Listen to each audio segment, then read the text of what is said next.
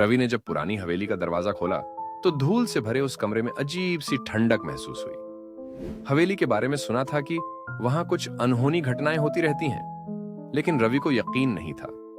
उसने अपना mobile torch on किया और कमरे के कोने में पड़ी पुरानी लखदीधी की अलमारी की ओर बढ़ा। अचानक बिना किसी चेतावनी के कमरे की लाइट्स जल उठी। रवि ने चौंक कर चारों ओर देखा। लाइट्स का जलना तो समझ आता, लेकिन कमरे में बिजली का कोई कनेक्शन नहीं था।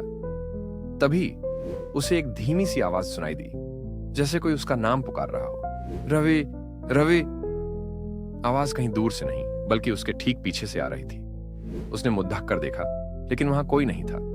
उसकी सांसें तेज हो गईं। वह दरवाजे की ओर भागने ही वाला था कि अलमारी की दरार से एक छाया बाहर निकली। वह छाया धीरे धीरे आकार लेने लगी, जैसे कोई अंधेरे से निकलकर सामने आ रहा हो। रवि की आंखों में डर समा गया। वह छाया अब पूरी तरह से उसके सामने खड़ी थी, उसके चेहरे पर एक भयानक मुस्कान के साथ। अचानक कमरे की ठंडक और बढ़ गई और रवि को महसूस हुआ कि वह अब अकेला नहीं है। उसने चीखते हुए दरवाजा खोला और बाहर की ओर भागा, लेकिन पीछे से वह छाया अब भी उसकी हंसी के साथ उसके पीछे आ रही थी। दरवाजे के बाहर हवेली की दीवारों पर अंधेरा छा गया, जैसे वह छाया उसे हमेशा के लिए अपने साथ ले जाने को तैयार हो। सब्सक्राइब और लाइक फॉर मोर वीडियोज।